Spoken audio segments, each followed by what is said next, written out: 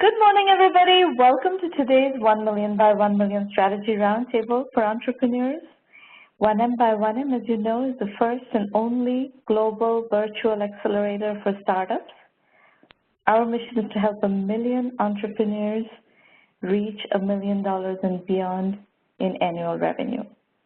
So, given that mission, we've been doing these free mentoring sessions for a long time.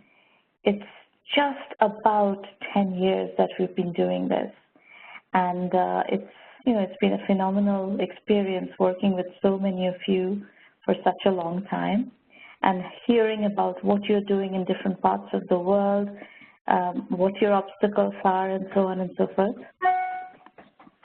We are going to be recording this event as usual, and the recording will be available on our YouTube channel, 1M1M Roundtables. You will also find recordings of all our prior events on that channel. If you're live tweeting the show today, please use hashtag 1M1M, and you can follow us on @1M1M and @Romana. These are the call-in instructions. This is a roundtable, not a broadcast, so we want you all to participate. I'll put up these numbers a bit later. We have a guest today and then 3 presenters, 3 entrepreneur pitches. So after that, we'll be doing open Q&A, but all along, you can use the public chat to dialogue with the presenters and with me. We're going to start today's session with a conversation with Paroon Chadha, co-founder and CEO of Passageways. Paroon, welcome to the show. Thank you. Appreciate it. Pleasure being here. So, Paroon, let's introduce our audience to you. You've bootstrapped a successful company from Indiana, and we love to hear stories and showcase and highlight stories of entrepreneurs who are doing their entrepreneurial work in off-center geographies. So it's a great case study that I wanted to highlight for our audience. So tell us a little bit about Passageways. What do you do, and how did you get started? Absolutely. This goes back to 2003, and this is a company that I co-founded with Christopher Beltran right after school. Both of us were at Purdue, and we really were just trying to figure out if we can, start down the path of creating a platform for collaboration. And, I was going through the MBA program, and there was a business plan competition on campus called Burton D. Morgan. And, as you get more serious about your business plan, we decided to pitch at that business plan competition. And we placed second, we won some money, and that's how we really started to get more serious about it. And when we graduated, we started with Passageways as our, jobs at that time, and then, led on to become a career, and now, it's certainly, it's become a calling at this point, you could say. So, Paroon, could you talk about, you said collaboration software, so let's double-click down on that topic and tell us what you saw when you started the company and decided to do a collaboration software company. What was the landscape, and where did you find the gap, and what did you decide was the opportunity, and how did you flesh it out? Absolutely. So, I'll take you back to 2003. This was when Yahoo was a big, provider, tech company at that time, much like, what you would say Facebook or, even Uber and some of these newer companies that we all talk about today. Yahoo and eBay actually really were the 2 big companies. We saw that, collaboration, was happening in the consumer world, loosely speaking, started to show as portals or views that people needed to aggregate all the information, that you may be interested in. And, that led to us thinking about, could we apply the same concept within the enterprise? And we were very early, and I must say, in terms of just starting to think about it. Prior to that, there was a notion of an intranet which keeps everybody on the same page within an enterprise. What we did was we started to really get more serious about, not just piecing together information, but also actually enabling secure collaboration within the enterprise. And, it started out with, some file sharing, some messages, some backend for instant messaging and all of that, and led on to several iterations, and we continue to actually really, work through that as, the secure collaboration space is evolving. And how did you validate who were your early customers? How did you get this in the hands of validated users?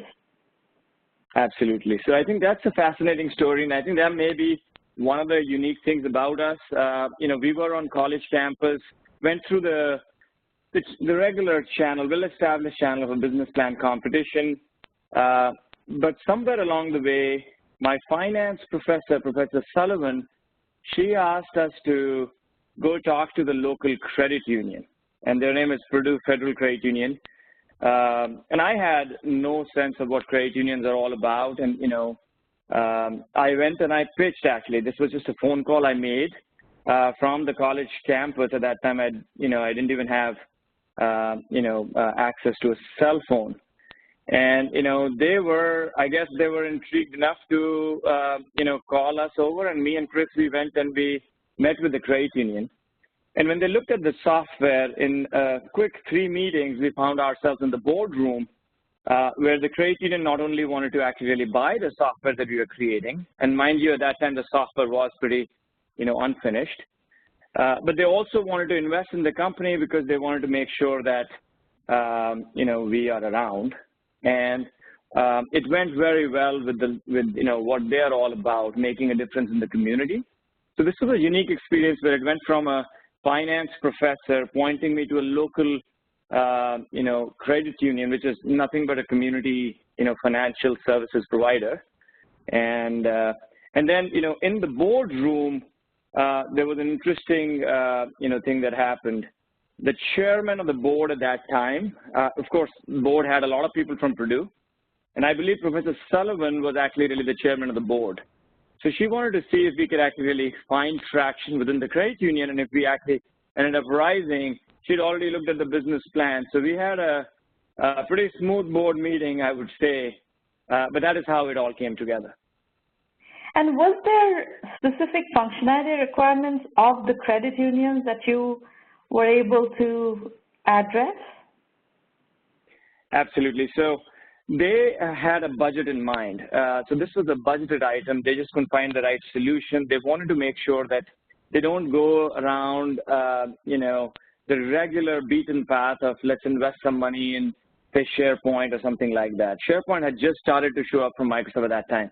So they invested $30,000 in the solution. They gave us $100,000 in seed capital. And their only requirement was that we want to create an environment which is role-based. Essentially, when a teller logs in, he or she should be able to get to all the information that makes them very functional. And if they want to collaborate with the back office, let's say the branch manager or somebody back in the corporate, they should be able to do that without leaving the screen in front of them. If you think about a retail environment in a bank or a credit union, and by the way, we have about 700 banks and credit unions as customer today. So we've stuck to that niche. That niche has been a big part of our, ongoing success.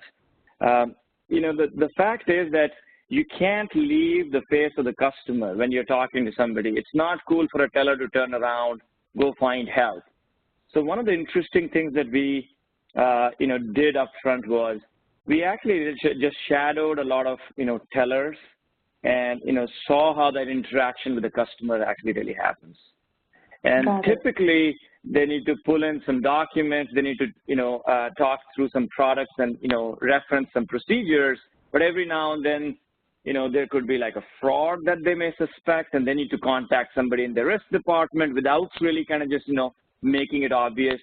And those were the interactions that they wanted us to attempt as the second phase. The first, get everybody on the same page in a role-based environment. Secondly, start to work through the workflows that are specific to their environment. That's why we started out with a portal platform with a core set of functionality, which is all about communication and collaboration, and then subsequently start to build those specific workflows, which are very vertical specific. And based on that experience, were you already convinced that you were going after the banking and credit union market, retail banking and credit union? Well, now it's common wisdom that you think big and then you find a niche and really go after that niche. Back in the day, it wasn't this clear. Clearly we've all evolved, when it comes to the process of innovation.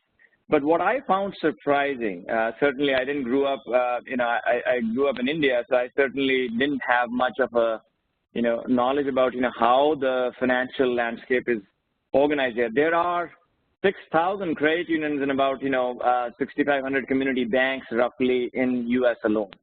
That's a big number. So when we started to go after, this market, what we realized is that, years later, we still haven't actually made a significant dent. Now, a lot of these credit unions and community banks are much smaller. So this was a big enough niche for us to actually go after. And that was sort of, how we started out. And we stayed true to that for several first years. So you did consciously decide to go after this niche, even then? We did, actually. So for several years, like good, 6-7 years in the journey, if there was a lead that came through a referral or through an employee going from one place to the other, we actually really just actively refused taking that on.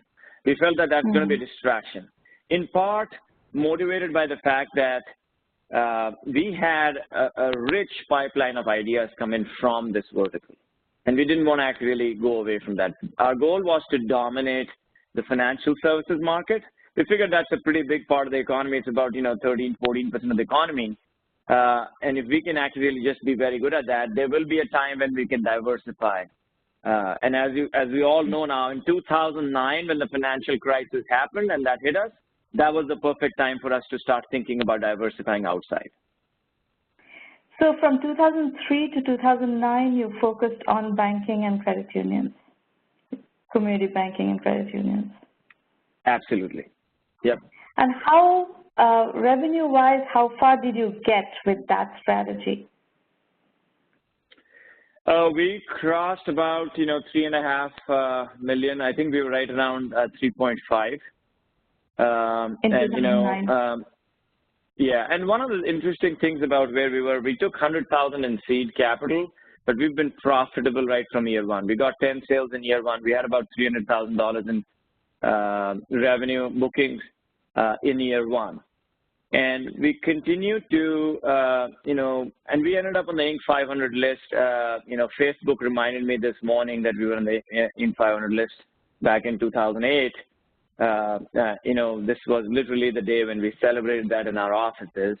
But the fact is, because we were bootstrapped and we were actually really focused on the business model, we are trying to sustain ourselves rather than burn some external capital. We found ourselves to be fiscally very disciplined. And, when it came time to look at, diversification, our first thought at that point was, can we start to prove some diversification, areas, some verticals that actually really jump out before we went out to, take money. With the Inc. 500, listing, there was plenty of capital available.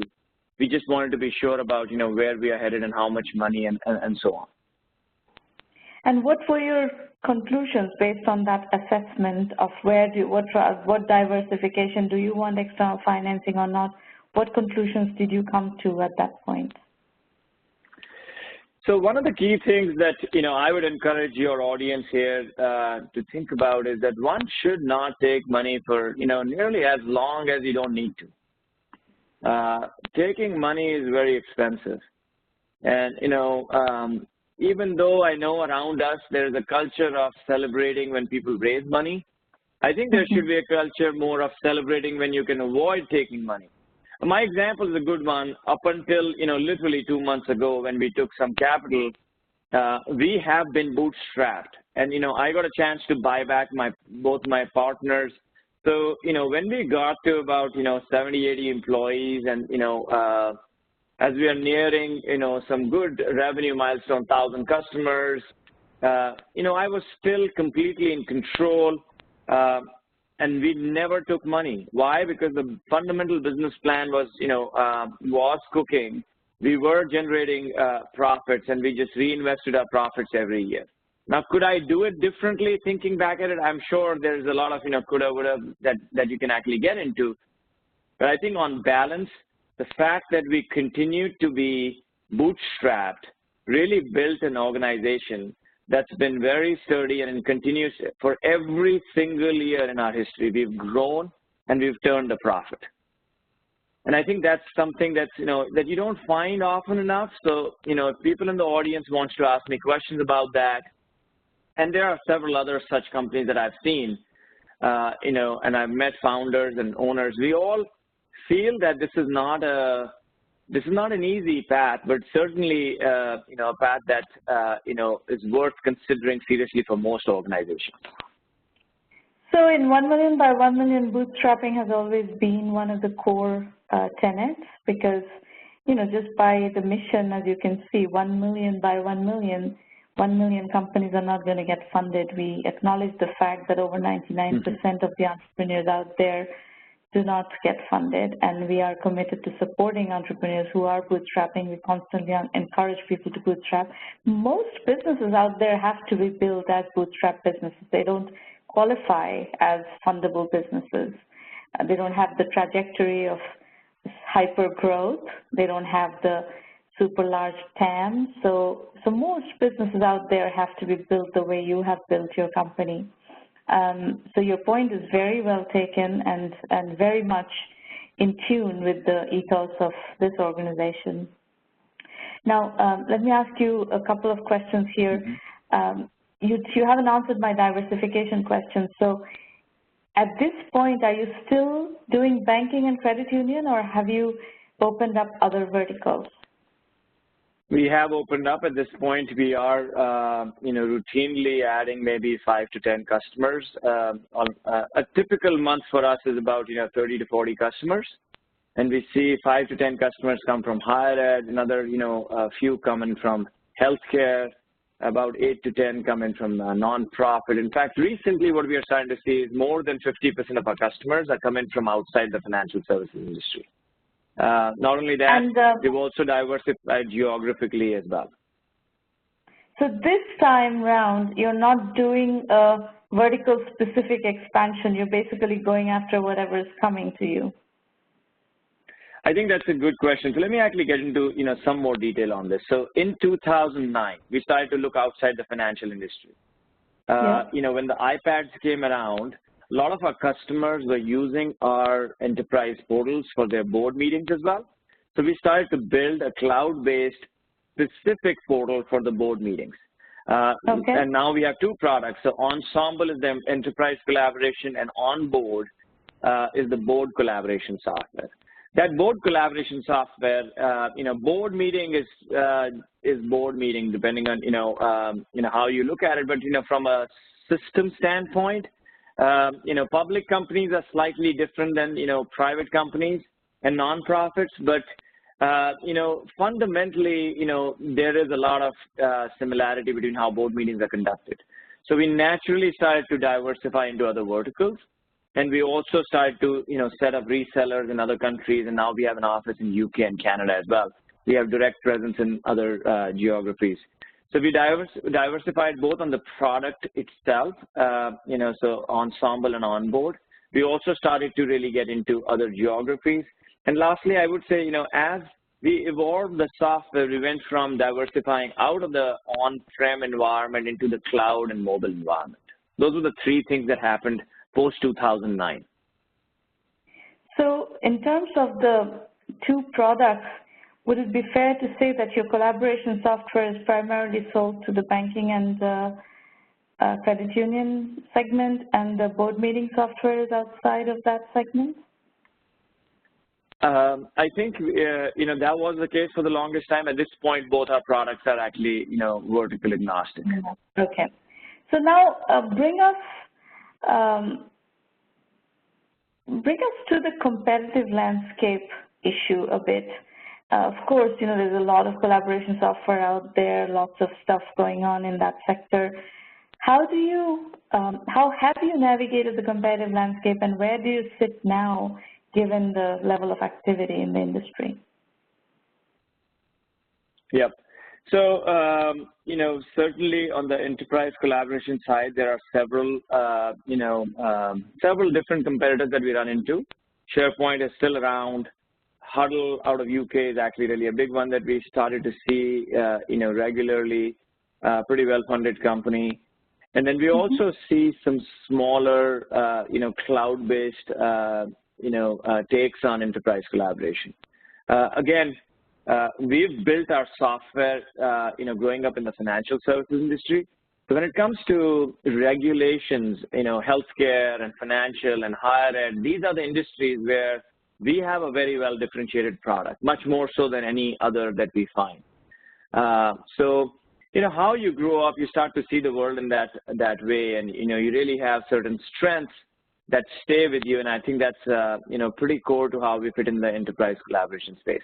In the board collaboration side, on board, our main competitor is Diligent, and they've done a few acquisitions lately, and then NASDAQ. NASDAQ actually acquired a company by the name of Boardvantage. These are the two main competitors. I think it's a pretty clear, differentiation. Both these softwares are, the companies are, well established, and but both these offerings are, legacy as you would define today. They're not cloud first or, mobile first kind of setups, and they cater more to the Fortune 500 companies. We came in, wanting to disrupt that, and we found a lot of success in just, working with startups, working with, private companies. Certainly, like I said, the banks and trade unions, are still the mainstay.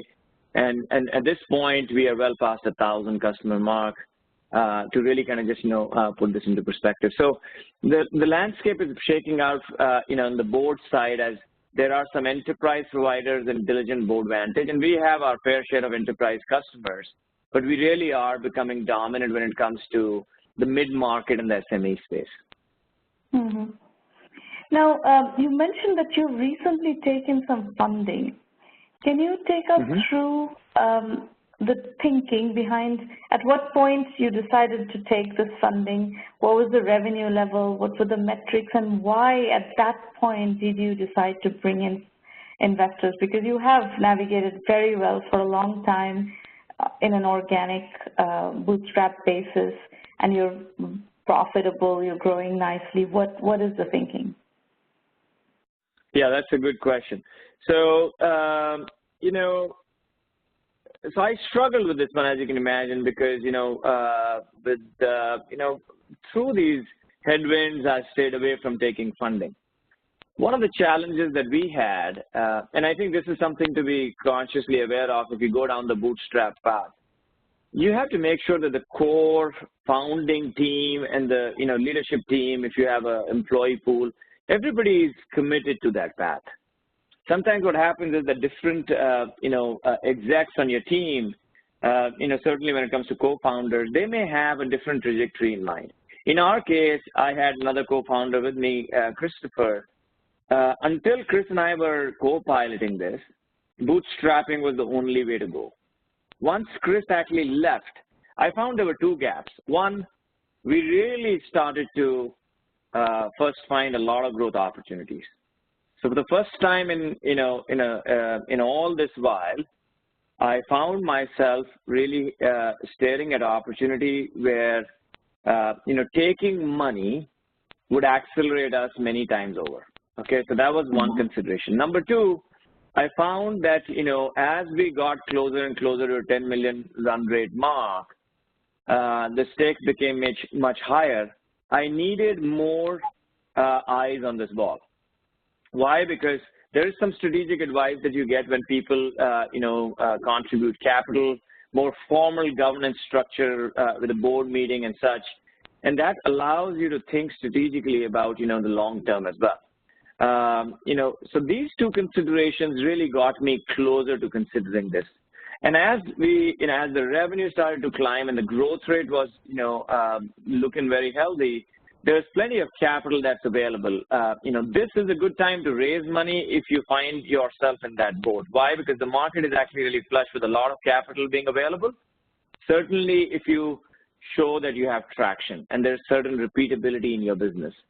Once those unknowns are out of the way, you start to see that you start to attract good, investors. You also really, find that that additional $5 million or, $10 million in capital is going to allow you to, grow, in ways that you're just not going to be able to justify, if you continue to bootstrap. And Paroon, did you have to buy Chris out, or did Chris stay in for the long haul in terms of his share holding pattern? So Chris was a non-operating, owner for a couple of years, and Purdue Fed has always been non-operating. So over the years, so actually just 2 years ago, I got a chance to really, think through the future, and there were some big bets to be made. Before those were to be made, it came down to a decision of who all are going to be in the cap table. And I, converted some of their equity into loans, but I did actually buy them out, both of them. Purdue Fed also had some, pressure from the regulators because they're not, it's okay to invest in a small startup in the local community, but when you start to sell software in Kenya and Nigeria and UK and Sweden, there's, some risks that, they're not comfortable with anymore. So, both these lined up, and, I'm glad I did that simply because when you simplify your cap table, you really have the capital market opens up significantly as well. So that's another thing to keep in mind as you bootstrap this. If there are early investors and founders, there are some inflection points in your journey where one should think about making offers to really buy back people who have been sitting on the cap table for a long time. And you'll find that they actually really may embrace that opportunity as well. Yeah, and also there are investors who specialize in this kinds of deals. If you get to a certain level of success and repeatability where investors do want to work with you, there are certain funds that specialize in doing these kinds of transactions who would be willing to come in and buy out maybe co-founders, give some liquidity to the founders, buy out early investors, and simplify the cap table and set it up for further capitalization, further growth, and so forth. So there are lots of options that open up if you, what we call this strategy is bootstrap first, raise money later. And there are many different variations of it. You could be doing this early on in your cycle. You could be doing it when you reach 5 million, 10 million in revenue. You could be doing it when you reach 20 million, 30 million in revenue. But the concept of bootstrap first, raise money later is a mantra that we believe in very strongly, and that's why I wanted to invite Paroon here to share his story and his journey with you so that you can learn from what his insights are. So Paroon, thank you very much for sharing that journey. We are going to switch to the entrepreneur pitches. Are you staying, or do you need to run? I think I'm going to bounce, but, thank you for having me here. This is a very noble cause. I certainly appreciate everything you guys are doing for fellow entrepreneurs. And I should say that I'm available at Paroon on Twitter. If there's any question that I could answer, I'd certainly be happy to answer and connect with, with the audience here. Thank you. Perfect. Thank you, Paroon. Audience, we're going to switch to the entrepreneur pitch session, and while we're doing that, I'm going to set some expectations. Now, remember, this is a safe working session. We have no other agenda here but to work on your businesses, your strategy, your roadblocks, etc., and give you some feedback with which you can accelerate your journey. We don't have any other agenda. So you should feel free to, not be nervous, be candid, and just come and ask whatever questions you have. Now, if you disagree with feedback that you're getting today, that's fine too. It's your venture. You will decide what strategy you want to follow. Take the feedback into account and decide what you want to do, how you want to move. One thing you need to remember is not all businesses can raise money. Not all businesses should raise money, and raising money does not necessarily equate to success. All right. With that, we're going to start with Alex Sanginov first. Alex, please unmute your line and tell us what you're working on. Yeah. Happy Friday, 1 million by 1 millions. Thank you, Shimona and Maureen, for having us. It's great to be here. My name is Alex Sanginov, and in the next 5 minutes, I'll walk you through why we're here and how DraaSync helps make learning simple. But before I get into that, a quick fun fact about myself. I do like secret languages. As you can see an example here, I have that set as a reminder to myself that basically decodes as there are 3 types of people in the world: those who make things happen, those who watch things happen, and those who wonder what happened. And then I ask myself, which one do I want to be? Next slide, please. So I'm here to represent DraaSync. DraaSync is a solution platform where answers are presented simplest formats that are easy to understand by allowing anyone to contribute. Next slide, please. So when you search for something, do you wish information was presented in a simpler way? Let me paraphrase, a lot simpler way. Because the general user experience and expectation is that, let me do a quick search, I'll get the answer and move on. But what actually ends up happening is something like this. You get the top search results, you spend a minute on the first link, you kind of sort of form an idea, but not really. You try the second, you go into exploring videos, and next thing you know, you spent more than 20 minutes and so on. So as you may relate by now, this is a common issue across the board. I also hear this at home from my wife. We're blessed with 2 small children, and she loves cooking. So when she searches for recipes, as an example, she gets all these great cooks, chefs from different mediums, right? From YouTube channels, bloggers that have great content, great recipe, but it takes too long just to get explain that, because they're doing all the unnecessary information baked into that message, where she needs to filter through the content just to get how to cook a meal. And also from our own journey as a startup, and as we're building this company, we were simply looking how to start a company.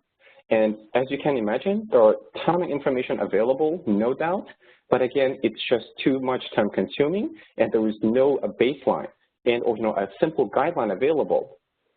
So now, imagine a world where information is presented in an easy way to understand on any search engine, available for everyone and created by anyone. Next, please. So our goal is to present information that you're looking for in simplest format that you can get and go on with your day. Wouldn't it be awesome to see the answer you're looking for in a single view, in a single picture? And that answer appeared on top of your search results. And if you needed more details, you could get it.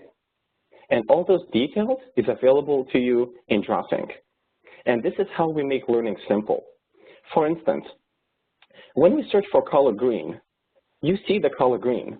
Any search engine would show you the color. So when you search how to start a company or startup, you should see how to start a company or how to start a startup. And we believe that information should be presented as simple as that. Next slide, please. Next one, please.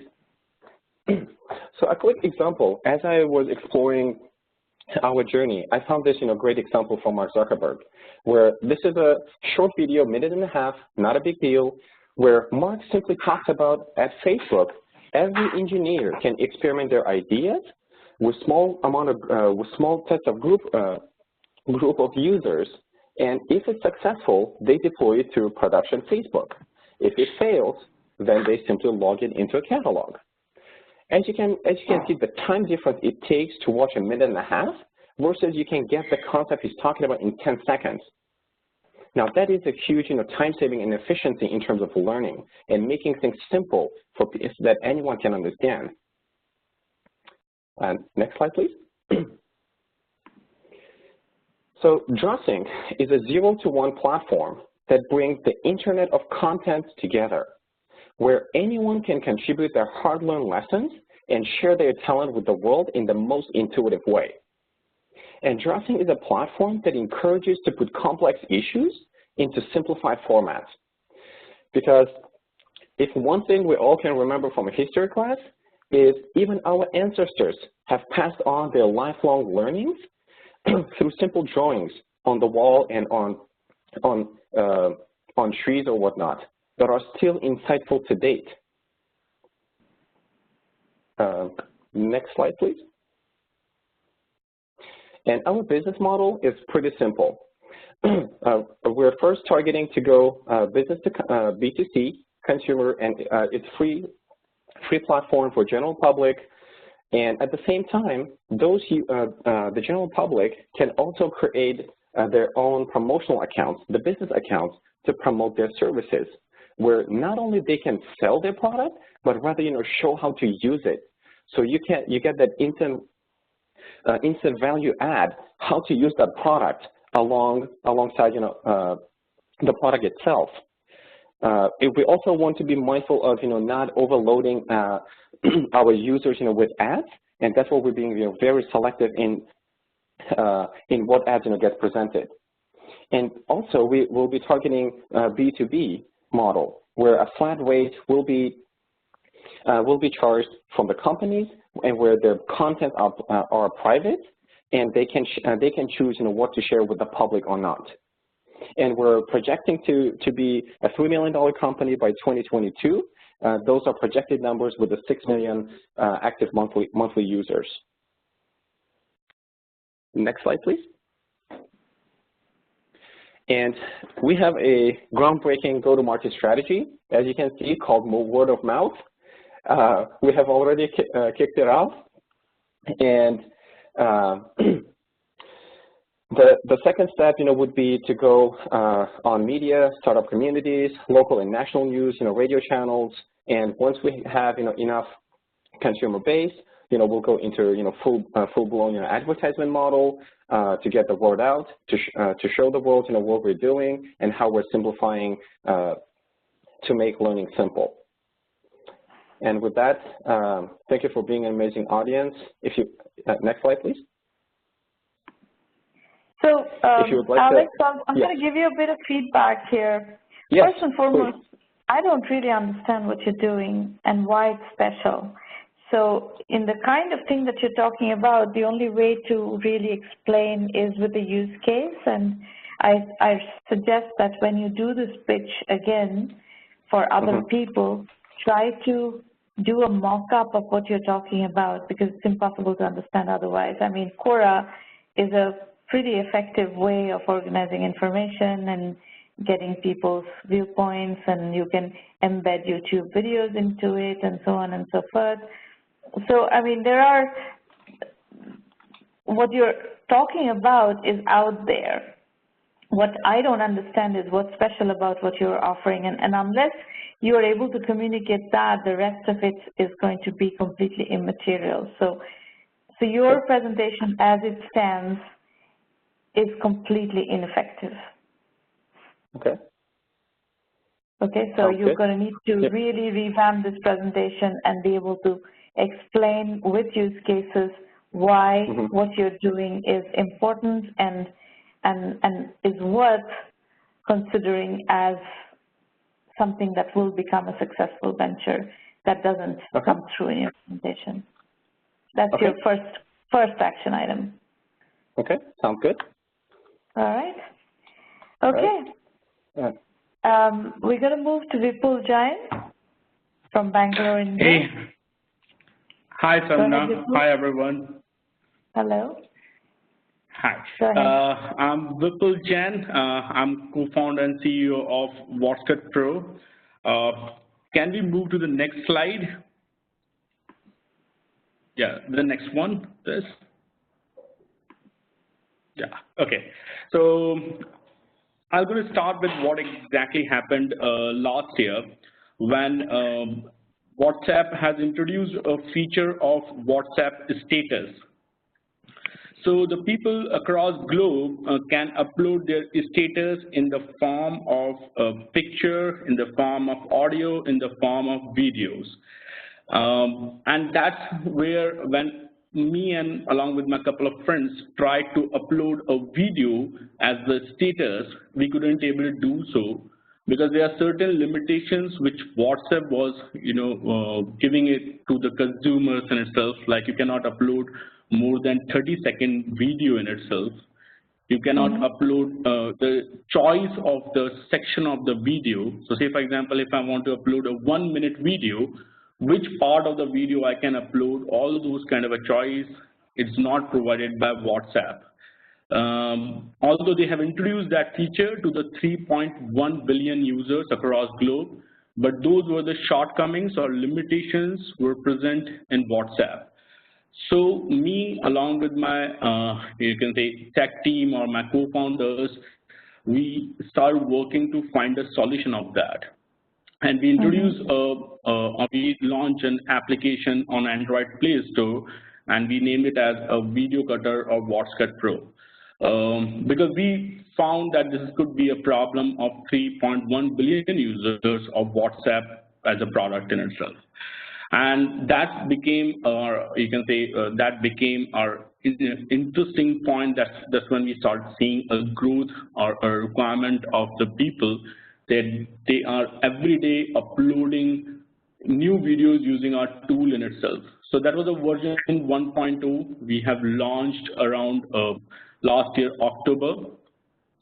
And that is organically started growing. And we guys have started seeing this as a serious product from January onwards, when more than 50,000 people across globe have downloaded this product organically without a single penny we have spent on the advertisement.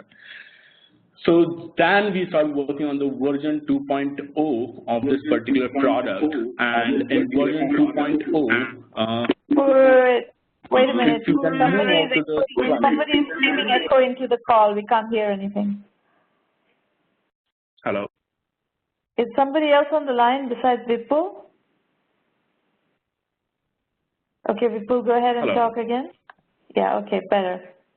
Yeah. So we have shown, So in January, we started seeing a growth, organic growth on the product in itself. And that's when we started, if you can move on to the slide number 17.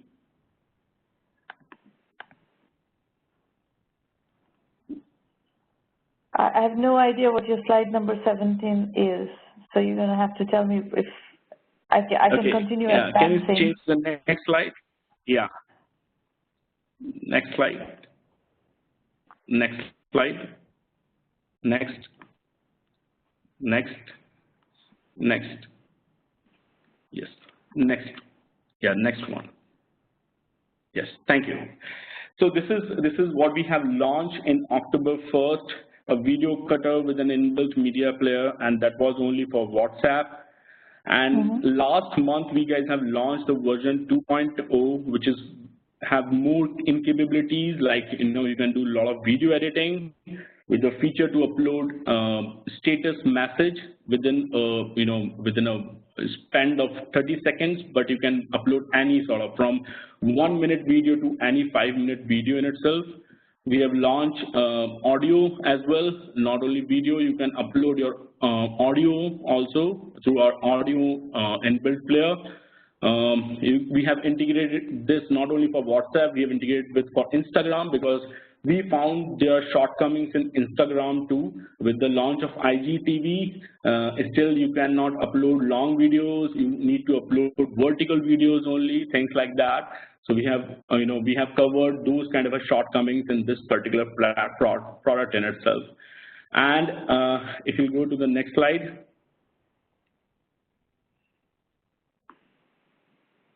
Yeah, so this is our product, which is currently in shape. You can see all the platforms which are integrated. It is meant for video, it is meant for audio, all of it. Next slide, please. And this is our current reach across globe. We are primarily, you can say, focused in the Android specific market. And the strong geographies which we guys are working upon is India, Middle East, and South America at this moment. Next slide, please. These are the top ranking countries. That's where our application or our tool is doing phenomenal job with the word of mouth in itself. And this is our current stats that we have currently 253,000 downloads across globe. We have 3 minute 20-second daily user engagement. We are serving 5 million plus impressions. We have 80,000 plus monthly active users. Daily active users are 7,000 plus. Till date, we have processed more than 11,000, more than 1 million downloads, videos we have processed. And when we have launched in July, the audio part of it, we have till date, we have processed actually more than 50,000 audio files in itself. So this kind of a traction which we have generated with purely on the organic side of it, not a spend has happened on the advertisement till date. And those are growth metrics. Model, sorry, Samna, come again? What is your business model?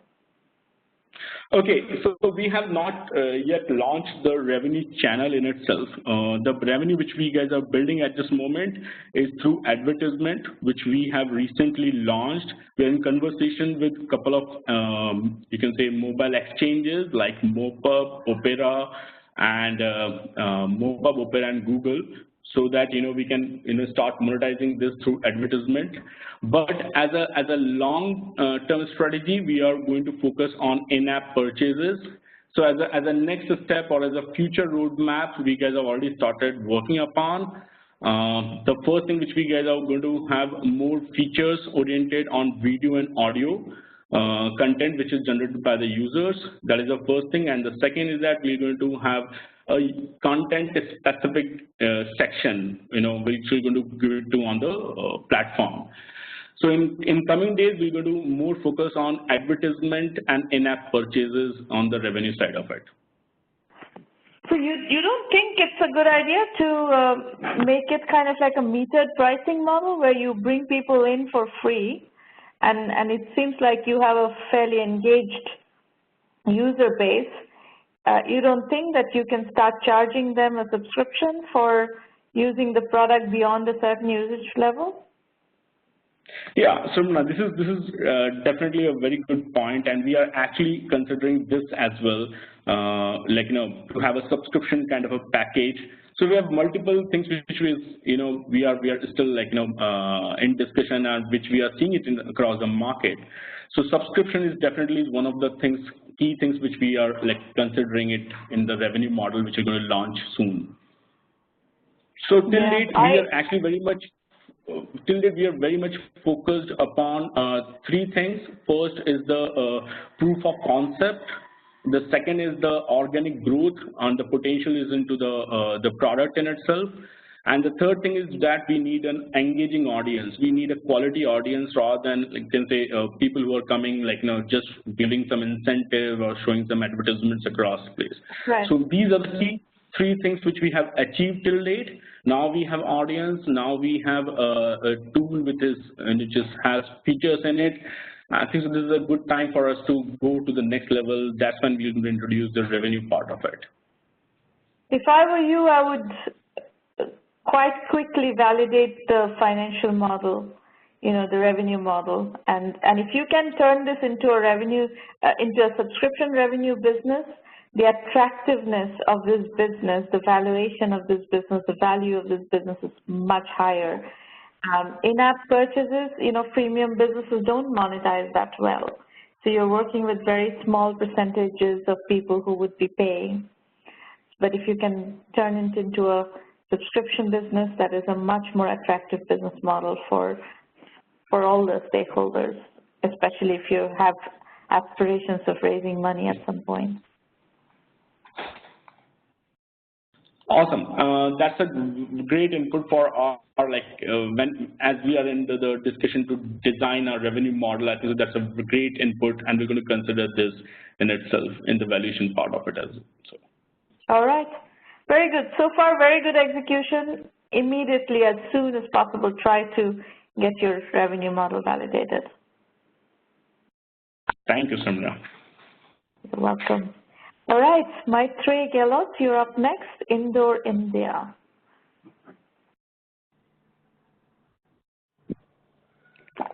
Maitreyee, are you on the line? Yeah, can you hear me? Yes, I can hear you fine. Hello? Go ahead. Yep, go ahead. Yeah, hi, Shamina. So I'm Maitreyee, and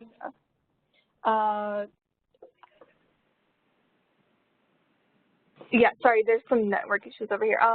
So I have a platform called Cotfoo, Connecting Through Food, and our main vision is to build a trusted community to revive healthy and sustainable lifestyle. Next slide, please. Oh, sorry, just a second. I'm supposed to be going to here. Yeah, so this is a screenshot of our homepage. Next slide, please. Yeah, so like I said, my name is Maitreyee. I'm actually a student of UIC, University of Illinois, California, and I'm a homeschooler as well. And a fun fact about me is I love cooking. It's one of my greatest passions, and I can spend hours cooking. So next slide, please. So our value proposition is basically that we have dine-in and pick-up meals, which are homemade. And the main thing is that we're trying to connect farmers and like secret super chefs, like our grandmothers, mothers, directly to end users without any third party in between. We also are trying to inculcate food products, which are natural and wholesome food products, and healthy homemade snacks, and then which are offered by local homemakers, and then to like help them with an extra source of income. And then we also have a functionality which is for visiting chefs, which are basically passionate cooks who may not have the capacity to cook at home and host at home. So they can offer their recipes, and then people can book through them, and then they can go to that person's house and cook for them and teach them as well. And then we have an option called Lunch Pool for corporates and schools, which is basically like carpooling, but like for lunch. So like here in India, a lot of the mothers, they'll be sending tiffins with their children, and their biggest problem is that they have to get up an hour early every day to cook for their children, and usually they struggle with what to make them to keep their child's interest, and you know, usually the tiffin comes back home exactly the same, and you know, and like all the children, they like the other person's, you know, lunch better. So how we can you know, help moms out and like get children like new tasty homemade food every day. So we really believe that there's a phrase in Hindi called "Jaisa khai an vaisa hoye man," or like in English, it's "you are what you eat." So we really believe that the food that we're eating today, which is processed and chemically made, it's causing diseases, mental, physical as well. Our health is, you know, going down the drain. So we are basically trying to provide everyone with fresh homemade food from different cuisines and different regions across the world. And then from the real kitchen, so like homemade and authentic. So someone who is belonging to that ethnicity is the one who's cooking for you. I'm a big believer in connecting through food, so I love a lot of your concepts. So things that you're talking about resonate very, very seriously with me. Now tell me, how are you going to execute, and how are you going to build a business out of it? Let's get to your delivery model. Sure. Let's get to your business model. Yes. Yes. So next slide, please. Skip through all this, yeah?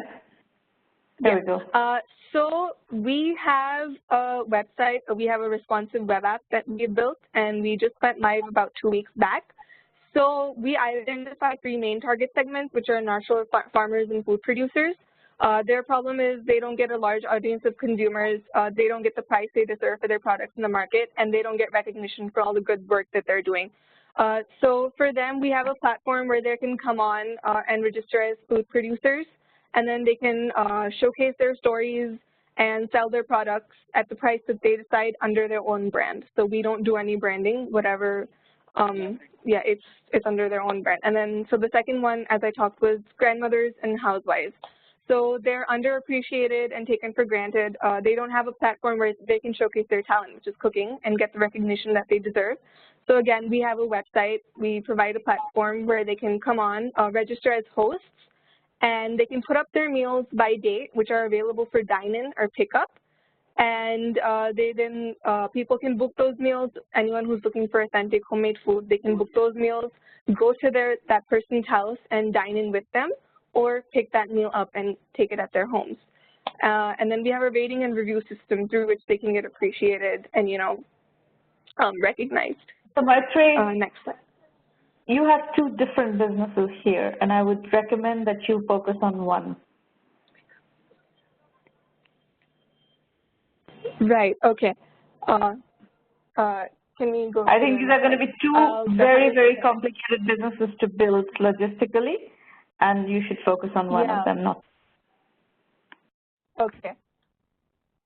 And then we have consumers, and their problem is they're lonely, they don't have a healthy alternative to eating out, they can't buy natural food products at affordable prices. So for them, again, we have a platform where they can, have tasty homemade meals, and then they can also connect directly with food producers and buy natural food products at an affordable price as well. Next slide, please. So next slide. So our customer acquisition, so we actually have been trying to spread organic and natural food networks on social media, so sort of just sharing our concept on there. And then we are also connecting with like ladies clubs and ethnic communities, and then reaching out to different townships and reaching out to women there and sharing the idea with them and getting them on board. And as I said, with the lunch bowl thing, we're having presentations in schools and corporate offices to sort of inculcate this idea. And we've also been putting up our stalls at various startup expos here in Indore to create awareness about our concept. So again, for consumers, we've been just, sharing through our social media, creating awareness about harmful effects of processed food, trying to get them on our platform, show them. Then we're connecting with foodie networks on social media and like local groups in different cities. And then we're hosting events in different townships and like through other networks to try to create awareness about our concept and our platform. Okay. So these are some of our hosts. How far along are you? Where are you now? So yeah, we are currently in 5 cities in India. So we are in Indore, Delhi, Goa, and Jaipur and Udaipur.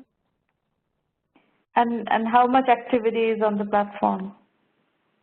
So we just went live like about 2 weeks back. So we have 20 hosts who are on board with us, and we have over 10 natural farmers and producers in 3 cities of India, and we have 2 corporates who are interested in the lunch pool concept and they want to, take it forward. And then we have 100+ users right now, which are mainly for the food products. So, my observation is that there is no benefit in going broad right now. Going to 5 cities in India, it makes no sense whatsoever.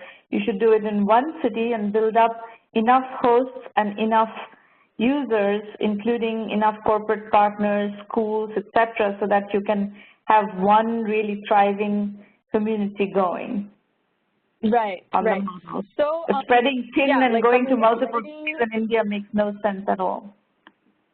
Yeah, I totally agree with that. So Actually, there's hosts from other cities. Mainly, we are in Indore, so like that's right now where we're trying to pilot and build a community. So really focus on Indore and execute Indore to the full. Okay. And what is the business model? How are you planning to make money off this? So we have a % commission basis on every transaction, which is taken from the user. Okay. Yeah. And what is the transaction fee? So it's 17%. So anything that the host or the food provider is, whatever their price is, we have 17% upon that from the user. Okay, got it. All right. Yeah. Okay. So like I said, you should focus on one city, fully execute. If it's Indore, since you're in Indore, you know the dynamics of Indore, go to Indore, execute Indore fully, get it, turn it into a revenue generating business. And where you need help in doing that, you're welcome to come back and ask for help. We are happy to help you. But in general, I think you're spreading yourself thin with a venture like this makes absolutely no sense. Okay. Yeah, I'll keep that in mind. But I like the concept, and I think if you focus on one business, you're trying to do two businesses in multiple Indian cities. Cut out two businesses and focus on one business, cut out multiple cities and focus on one city. One city, one business, focus and do a very strategic penetration into one city with one business, and you're going to do well. Happy to help you further if you need help. Thank you. You're welcome. All right, folks, if you like what we're doing here at 1 Million by 1 Million, bring other serious entrepreneurs into the program so that we can, put our resources behind them and help them succeed. Now, in terms of the resources, you'll find everything at 1Mby1M.com. You'll find a terrific blog that you can follow to learn from other people who have done it before. You'll find the Entrepreneur Journeys book series, of which we have 12 volumes. You can read these books. They are 12 to 16 case studies per book, focusing on specific topics. That is also another learning mechanism that you could use. These roundtables happen every week. You're very welcome to follow them on a regular basis. Come listen to the recordings and so forth. Our full acceleration program is 1M by 1M Premium, and there we offer you extensive methodology guidance. We have a full online curriculum that you can study at your convenience, at your pace. It's case studies and video lectures based. We help you with business development. We help you with strategy consulting. We have private members-only mentoring sessions like these. And then we also help you with financing and media relations. Of course, the financing one, there's a caveat. You have to be fundable, and we'll help you become fundable if your business has the dynamics. And if not, we'll help you work on a bootstrap basis. Either way is fine, but we do have a very large network of investors that work with us. Now, go to the website and look at the self-assessments. There's a set of questions that will help you do your strategic planning very precisely. And if you get stuck on any of these questions, if you find that you are running into methodology gaps, do 1M by 1M Basic and plug those methodology gaps. That's our curriculum-only option. Otherwise, dig around on the websites, look at the various programs, Premium, Basic, and figure out what each of them offers. See if this program is for you. This program is not for everybody. You need to have a certain capacity for rigorous study to be able to succeed within this program. It is largely a self-learning program. We help you through online mentoring and so forth, but you do have to do a lot of studying on your own using the resources that we provide and the methodology that we provide. So if you're comfortable with that mode of learning, you're very welcome to join the program and we'll be able to help you. There are lots of FAQs and video FAQs on the website. There's plenty of description about the curriculum. The curriculum is case studies and video lectures based, so you will learn from over 800 case studies of successful entrepreneurs who've done it before.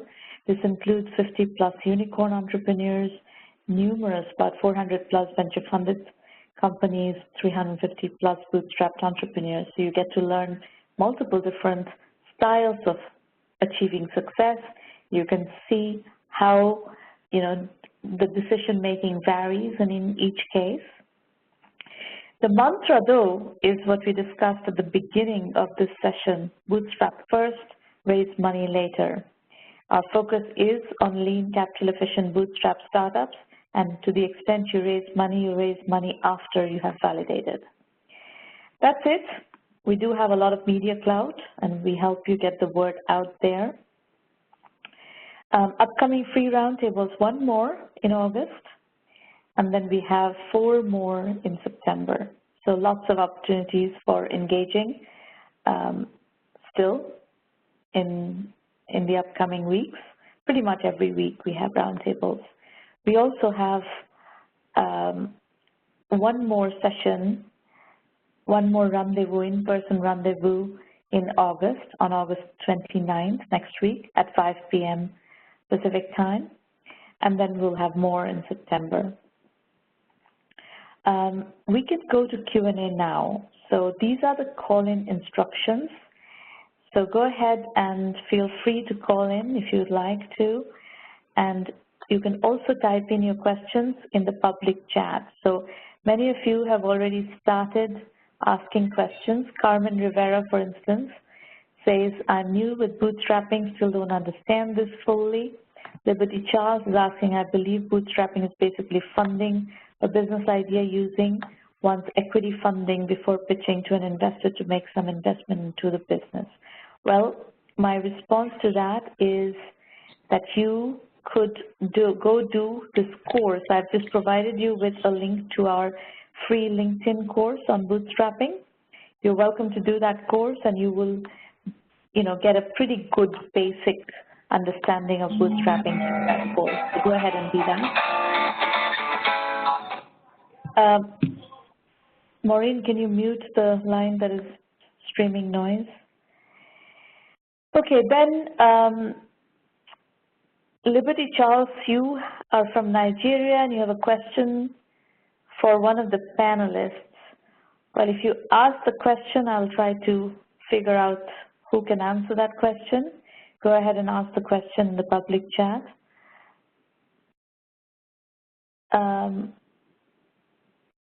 And Carmen Rivera is asking about revenue model, I think, to one of the panelists, which we have discussed already.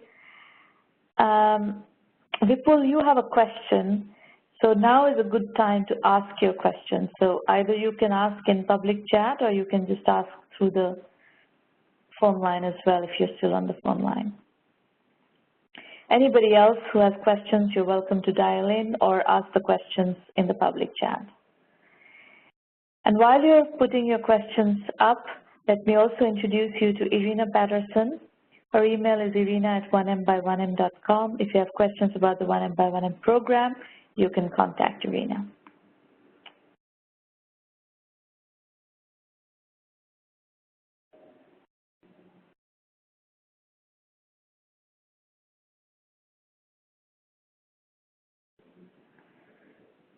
Questions, folks?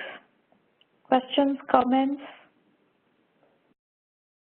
feedback, issues?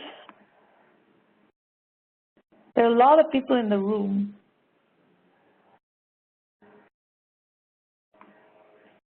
Carmen, I'm glad you like it. Where are you dialing from? Vipul, you need clarity about subscription model. Could you be more specific on what is the question?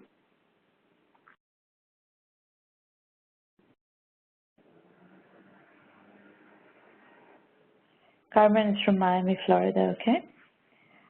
Vipul, what is the specific question? Shimantika Kumar, you're raising your hand. So either you can ask the question in public chat or you can dial in to the dial-in number and ask your questions. Let us know which would you prefer by typing in the public chat, please.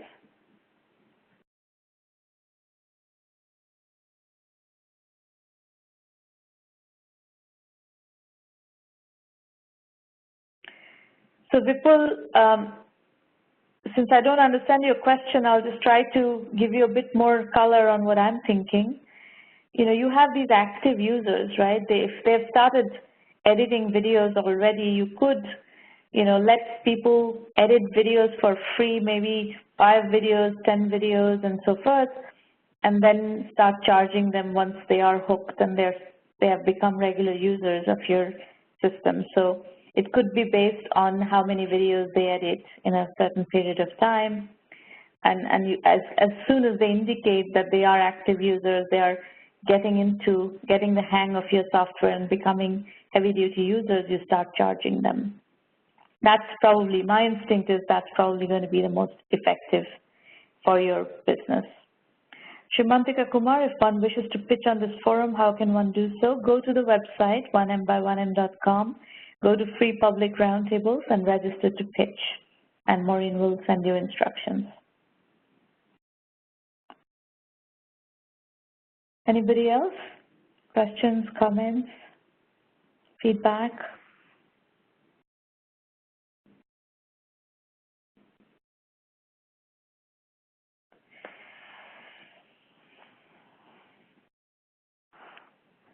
Anybody else? Vipul, did I answer your question? Do you have any other questions, Vipul? And anybody else? Shimantika, are you clear on what I suggested? Rahul Jain, do you have a question? You can type in or you can call in. Either way is fine.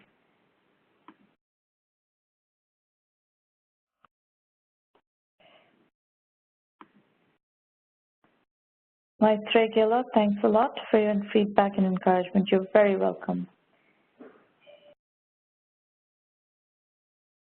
I like your idea a lot, Maitreyee.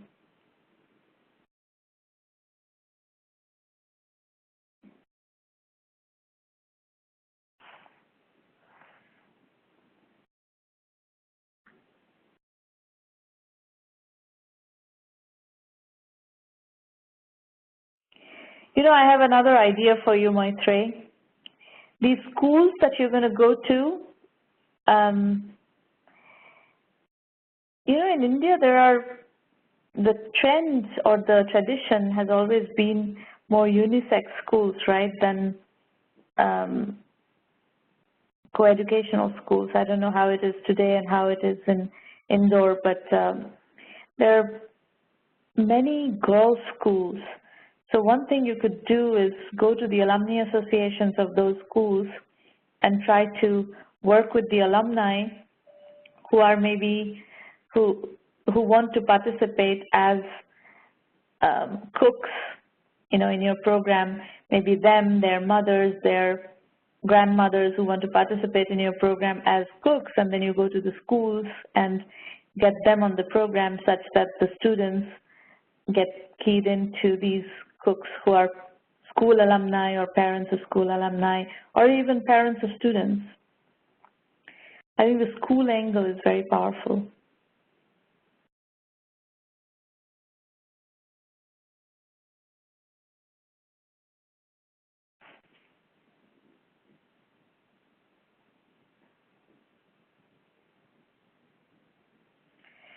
Anybody else? All right, folks, we're going to wrap up since I don't see any other questions. We'll be back here next week, so look forward to seeing you again. And feel free to use all the resources that I pointed you to, and let's keep going. Bye-bye, everyone. Thanks for coming.